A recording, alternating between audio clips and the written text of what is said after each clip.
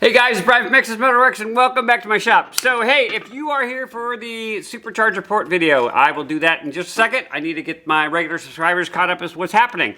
So in our last video, you saw that I actually had it running. Actually I did the exhaust. Ended up completely redoing the exhaust after doing some calculations. I didn't like the way it worked.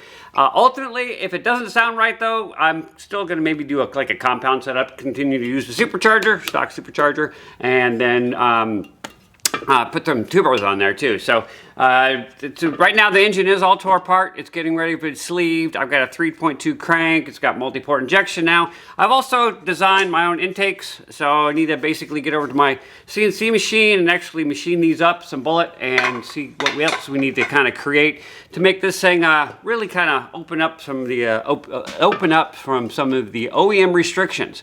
So, but what this video is all about really is this porting of this supercharger. So I have made some templates for the Audi supercharger. It'll work with the CRC or non-CRC. There is a safe template, that's the safe template, and then the more aggressive template.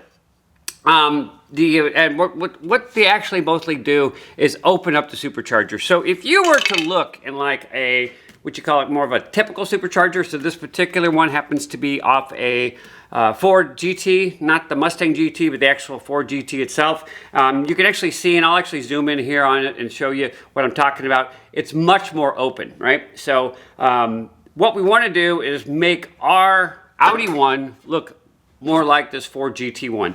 This is going to be much more open. I'll show you that here right about now. So here's a good shot of the actual supercharger port that's in the Ford thing GT. You can see it's a different design. This is actually a 5.3 design.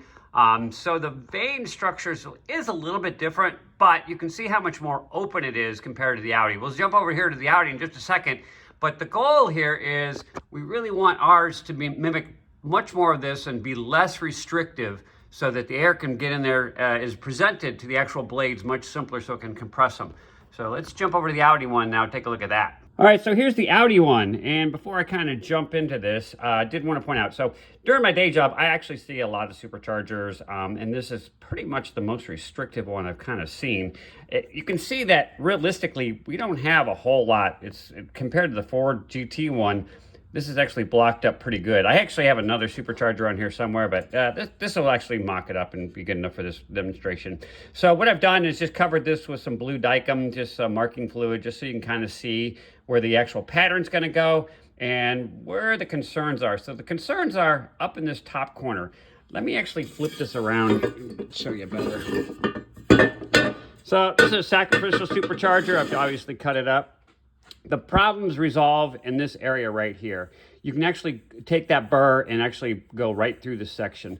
So if you want to avoid that, obviously, or you can actually weld this up. On my personal supercharger, I've actually gone in and welded this all up so I can actually even be a little bit more aggressive on the port, even more so than the template. But if you don't do that, you would definitely end up burring through right here. And there's two solutions for that. You can basically weld it, or you can just use some JB Weld, I guess, or some other epoxy type solution. The other problem you could run into if you don't follow the port is you can this hole down in here and this hole down in here, they actually have, you can bridge it on the underside here. So let me show you the port now, or the template, and you can kind of see where I kind of try to avoid those areas so to keep you out of trouble. So hold on, let me put the template in here. Give me a second. So I put the safe template in, and when you're actually doing the porting, you actually leave this template in place. I've gone ahead and put some scribe lines on there, just guidelines from where the actual template is. I'm going to pull this template out and kind of show you exactly how much material you kind of have left. Hold on.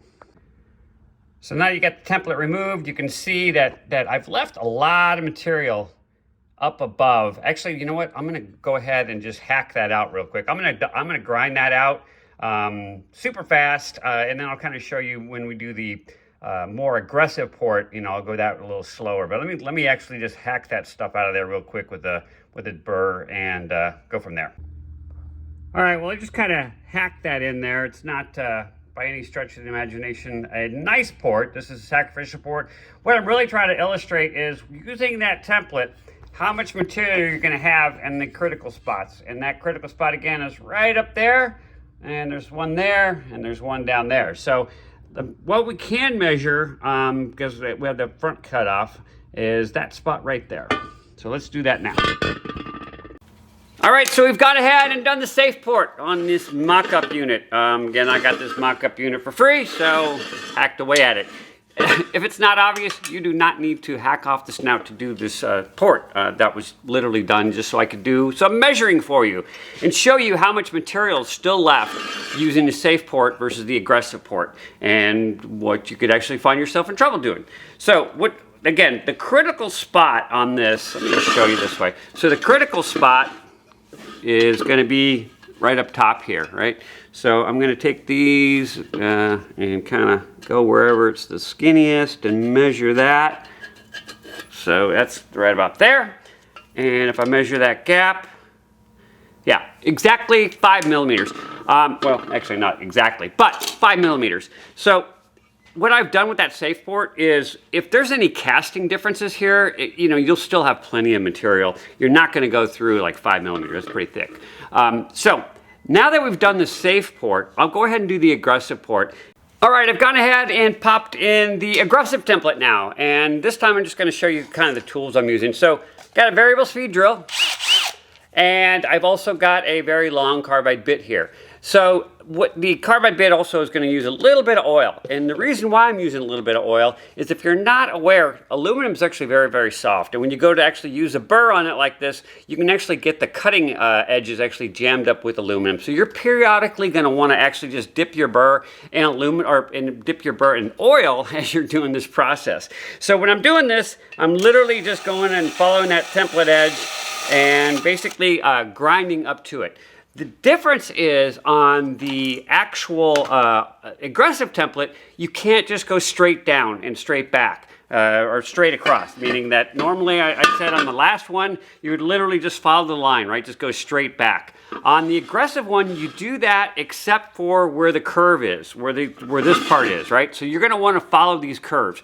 If you go too aggressive and actually go straight back, on the aggressive one, you will cut through this area right here. So what I'm going to do now is go ahead, and it's really no point in recording it, but I'm actually going to do that. I'm going to kind of loft it, and basically I'm going to turn it this way, get this out of the way, and so that curve will kind of just follow this line. So it's going to come up just a little bit, so I'm not poking through here, right?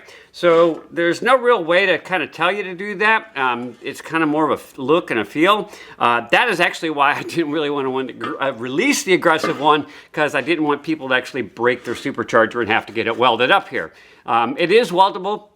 You can, if you actually know somebody. As a matter of fact, a CRC unit is going to need to be welded if you're going to do a true port on that.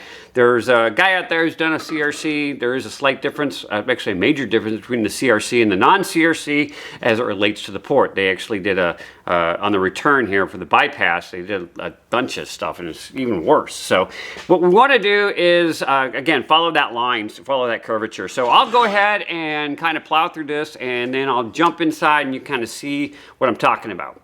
So I've left one side as the safe, and you can actually see on that side, this side here is the safe port, and you can actually see where the aggressive line would come up to.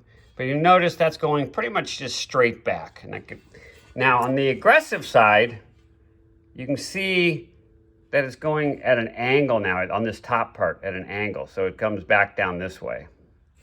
So you definitely want to be very cautious, basically right at that peak. That's where it's could bite you. So, all right, so we've gone ahead and done that aggressive port. But how much material is left? Now on the safe port, we said we had about 5 millimeters, a little over 5 millimeters. So how much is actually still left if we use the aggressive port? Let's kind of just get this kind of lined up here.